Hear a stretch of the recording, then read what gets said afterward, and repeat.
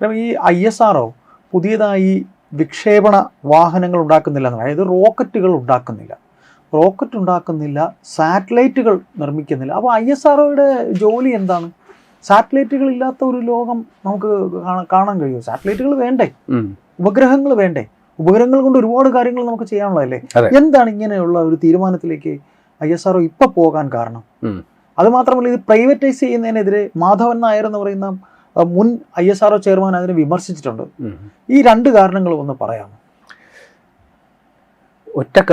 ഒരു കാര്യമേ പറയാനുള്ളൂ. ഇനി തൊട്ട് പുതിയ റോക്കറ്റ് നിർമ്മിക്കണ്ട, പുതിയ സാറ്റലൈറ്റുകളൊന്നും, പുതിയ സാറ്റലൈറ്റുകൾ എന്ന് പറഞ്ഞാൽ ചെറിയ ചെറിയ സാറ്റലൈറ്റുകൾ അത് നിർമ്മിക്കേണ്ടെന്നാണ് ISRO തീരുമാനിച്ചേക്കുന്നത്. അതിൻ്റെ കാരണം എന്താണെന്നറിയാമോ? സൗകര്യമില്ല ചെയ്യാനായിട്ട്. പിന്നെ എന്താ ശാസ്ത്രജ്ഞന്മാർക്ക് പണി? സൗകര്യമില്ല, ഞങ്ങൾക്ക് അതിൻ്റെ പുറകെ പോകാൻ നേരമില്ല, ഞങ്ങൾക്ക് അതല്ല പണി. ISRO പറയുകയെ ഞങ്ങൾക്ക് ഇതൊന്നും അല്ല, ഇതിനപ്പുറം വലിയ പദ്ധതികളുണ്ട്, അതൊക്കെ ചെറിയ പിള്ളേർ ചെയ്തോട്ടെ. ആ ഒരു ലൈനാണ് എടുത്തേക്കുന്നത്.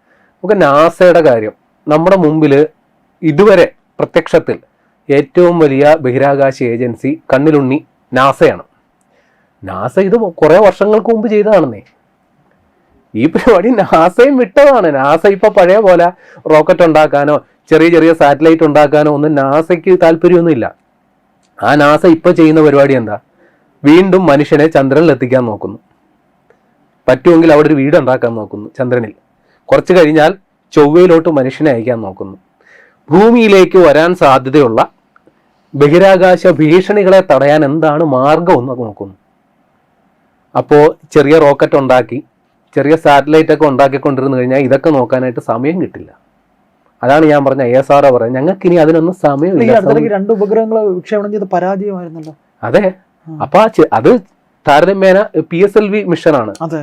അതൊന്നും ഇനി വേണ്ട, അതൊക്കെ പിള്ളേർക്ക് വിട്ടേക്കുക. ഞങ്ങൾക്കിനി വേറെ പരിപാടികളൊക്കെ ഉണ്ട്. ഇപ്പൊ ISRO പറഞ്ഞേക്കുന്നത് ഞങ്ങൾക്ക് ഗഗൻയാൻ ദൗത്യമുണ്ട്. എന്ന് വെച്ചാൽ നമ്മുടെ ഇന്ത്യൻ ബഹിരാകാശ സഞ്ചാരികളെ ബഹിരാകാശത്ത് എത്തിക്കുക. ഇപ്പൊ ഒരു ടീം പോയിരിക്കുവാന്നല്ലോ. ഇല്ല, അത് അതിന്റെ നടപടികളിലേക്ക് വരുന്നതേ ഉള്ളൂ. ഇല്ല, ആളെ അയച്ചിട്ടില്ല, അയക്കാൻ പോണേ ഉള്ളൂ. അത് കഴിഞ്ഞാൽ പിന്നെ നമുക്ക് സ്വന്തം ബഹിരാകാശ നിലയം പണിയാനുണ്ട്. അത് കഴിഞ്ഞിട്ട് അവിടെ ആളുകളെ എത്തിക്കാനുണ്ട്.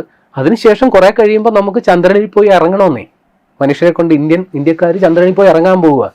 അപ്പൊ അങ്ങനെ വലിയ വലിയ ദൗത്യങ്ങൾ സർക്കാർ ISRO ഏൽപ്പിക്കുമ്പോൾ ഈ ISRO അത് ചെയ്യണോ അതോ ഈ ചെറിയ ചെറിയ ചീള് കേസ് എന്നൊക്കെ പറയില്ലേ അതിന്റെ പുറകെ പോകണം?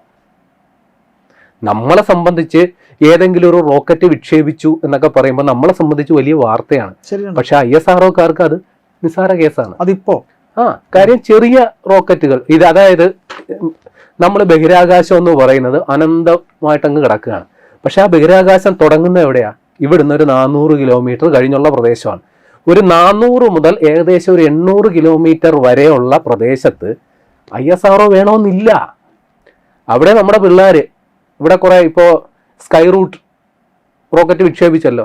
ഒരു 400ഓളം സ്റ്റാർട്ടപ്പുകളാണ് ഇന്ത്യയിലുള്ളത്. ഇപ്പോൾ അവർ ചെയ്തോളും. ആ 800 ISROവിന് ടാർഗറ്റ് ചെയ്യുന്നത് ഈ 800 കിലോമീറ്ററിന് മുകളിൽ ഇവർക്ക് ചെയ്യാൻ പറ്റാത്തത്. കാര്യം ISRO എന്ന് പറയുന്നത് 60കളിൽ തുടങ്ങി ഇന്നോളം അവരാർജിച്ച സാങ്കേതിക വിദ്യ, അനുഭവ സമ്പത്ത്, സ്വത്തുവകകൾ ഏതാണ്ട് 50,000 കോടി രൂപയുടെ മുതൽ മുടക്ക് ഇപ്പോൾ ISROയ്ക്കുണ്ട് ഏകദേശം.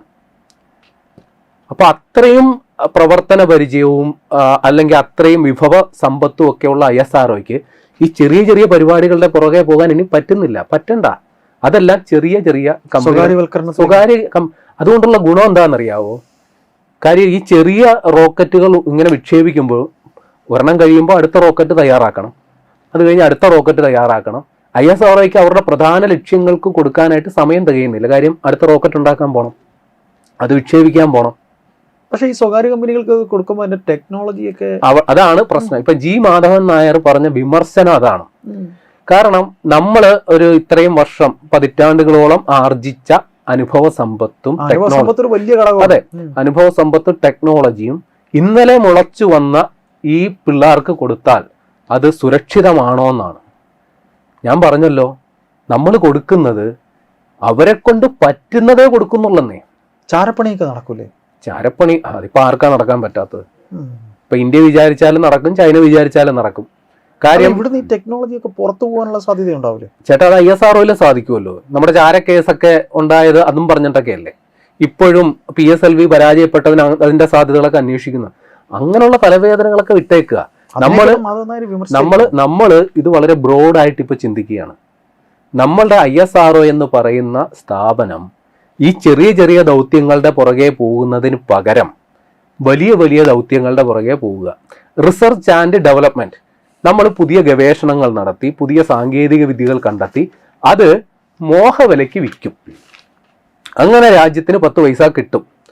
ചിലപ്പോൾ ആ സാങ്കേതിക വിദ്യ വാങ്ങുന്നത് ഇതേപോലെയുള്ള നമ്മുടെ നാട്ടിൽ തന്നെയുള്ള ചെറുകിട സംരംഭകരായിരിക്കും. അല്ലെങ്കിൽ അത് താല്പര്യപ്പെടുന്ന വിദേശ ഏജൻസികളുണ്ടെങ്കിൽ അവരുമായിട്ട് നമ്മളത് ഷെയർ ചെയ്യും, പൈസ മേടിക്കും. രാജ്യത്തിന് പ്രയോജനമുള്ള അതാണ്. അങ്ങനെ പുതിയ പുതിയ സാങ്കേതിക വിദ്യകൾ കണ്ടെത്താൻ ISRO ശ്രമിക്കണമെങ്കിൽ അവർക്കതിനുള്ള സമയവും സന്ദർഭവും ഒരുക്കി കൊടുക്കണം. അവരെ ഈ ചെറിയ ചെറിയ ദൗത്യങ്ങൾക്ക് വേണ്ടിയിട്ട് തളച്ചിടാൻ പാടില്ല. അത് ഇവിടെയുള്ള ചെറിയ സ്റ്റാർട്ടപ്പുകൾ ചെയ്തോളും. ഒന്നല്ല, നിരവധി കമ്പനികൾ ഉയർന്നു വരുന്നുണ്ട്. പിന്നെ ഉള്ള പ്രശ്നം ISRO എന്ന് പറയുന്ന ഇത്രയും വർഷത്തെ എക്സ്പീരിയൻസ് ഉള്ളത് കൊണ്ട് അവർക്ക് സക്സസ് റേറ്റ് കൂടുതലാണ്. ഈ സ്വകാര്യ കമ്പനികൾ ആദ്യമായിട്ട് ഇത് ചെയ്യുമ്പോൾ അവർക്ക് പാളിപ്പോകാനുള്ള സാധ്യതയൊക്കെ ഉണ്ട്. ഇതിനുള്ള മാൻ പവർ ഇല്ല. ഏറ്റവും വലിയ പ്രശ്നം അതാണ്. ഈ ചെറിയ ചെറിയ ദൗത്യങ്ങളൊക്കെ നിർവഹിക്കാനായിട്ടുള്ള ആൾക്കാർ ISROയിൽ ഇപ്പൊ ഇല്ല. അവരൊക്കെ ഇതിലോട്ട് ദൗത്യമായിരുന്നാലും ഇപ്പൊ ഈ ചന്ദ്രയാൻ പോലുള്ള വലിയ ദൗത്യമായാലും അതിനുള്ള മാൻ പവർ ഉണ്ടോ എന്നുള്ളത് ഒരു വലിയ ഘടകം. അതെ, കാര്യം അതില് ഒരു വിഭാഗം, അതായത് ISROയിൽ ഡെഡിക്കേറ്റഡ് ആയിട്ടുള്ള ഒരു ടീമുണ്ട്, കരിയർ ആസ്പിറന്റ് ആയിട്ടുള്ള വേറൊരു ടീമും ഉണ്ട്. കരിയർ ആസ്പിറന്റ് ആയിട്ടുള്ള ആൾക്കാർ അവർക്ക് പുതിയ പുതിയ സാധ്യതകൾ തേടി പോയി കഴിഞ്ഞു. ഇനി അവിടെ അവശേഷിക്കുന്നത് ഈ രാജ്യത്തെ നന്നാക്കണമെന്നും ISROയിൽ അവർക്ക് കരിയർ എക്സലൻസ് ഉണ്ടാക്കണമെന്നും ആഗ്രഹിക്കുന്ന ഒരു വിഭാഗം ഇപ്പോഴും ISROയിൽ ഉറച്ചു നിൽപ്പുണ്ട്. അപ്പൊ അങ്ങനെയുള്ള ആൾക്കാരുടെ കോർ ഫോക്കസ്, അവരുടെ ശ്രദ്ധ എന്ന് പറയുന്നത് പുതിയ പുതിയ സംഗതികൾ കണ്ടെത്താൻ വേണ്ടിയിട്ടാണ്.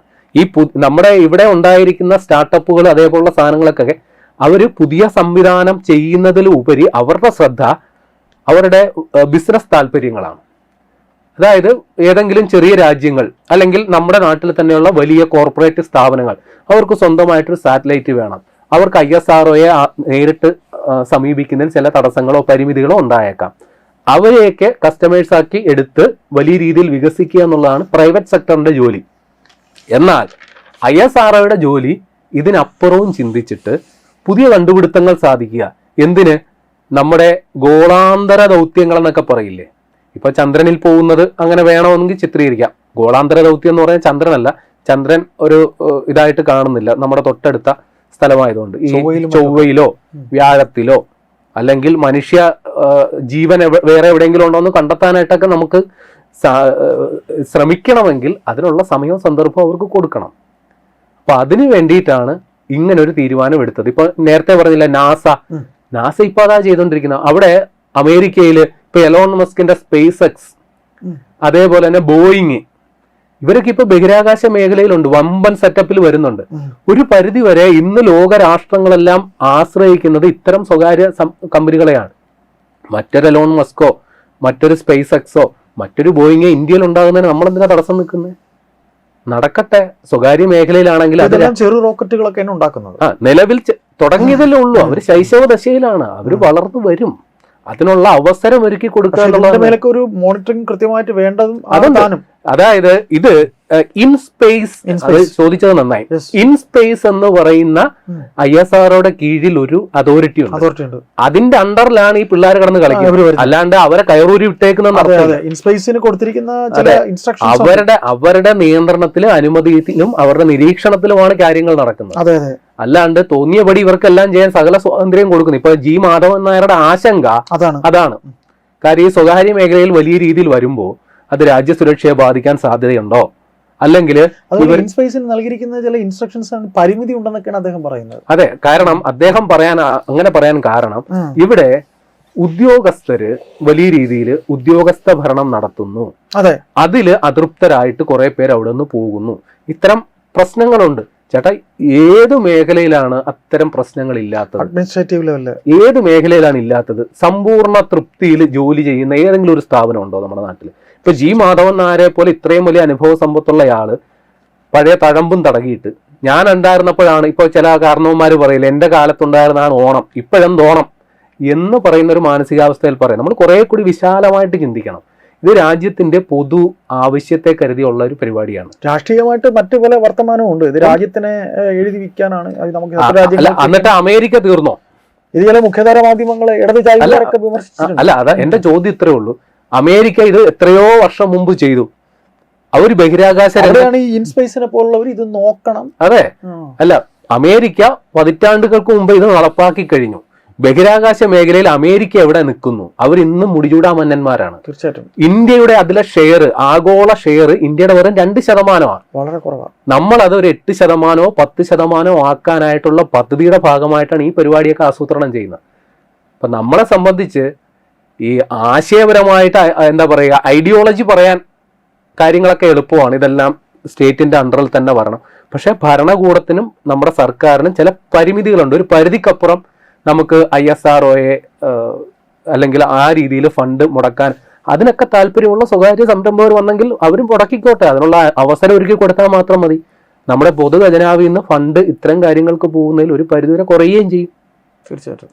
അപ്പോൾ നാസയ്ക്ക് ആ കാര്യം നടപ്പാക്കാമെങ്കിൽ, അതുവഴി അമേരിക്കയിൽ ബഹിരാകാശ രംഗത്ത് ഇത്ര വലിയ കുതിച്ചുചാട്ടം ഉണ്ടാക്കാമെങ്കിൽ ആ മാതൃക പിന്തുടരുന്നതിൽ എന്താണ് തെറ്റ്? ഇവിടെ ISROയ്ക്കും അതെ, കാര്യം ബുദ്ധിയുള്ളവർ ഇവിടെയാണുള്ളത്. പണ്ട് APJ അബ്ദുൽ കലാമൊക്കെ ഒരാഴ്ചത്തെ വിസിറ്റിനോ മറ്റോ നാസയിൽ പോയപ്പോൾ അവർ അബ്ദുൽ കലാമിനോട് അങ്ങോട്ട് ചോദിച്ചു ഇവിടെ നിന്നുകൂടെയെന്ന്. അവർക്കപ്പം കാര്യം മനസ്സിലായി. കാര്യം ഇത് ചെറിയ പുള്ളികളല്ല ഇവിടെ ഉള്ളതെന്ന്. ആ തിരിച്ചറിവ് അവർക്കുണ്ട്, നമുക്കാ ഇല്ലാത്തത്.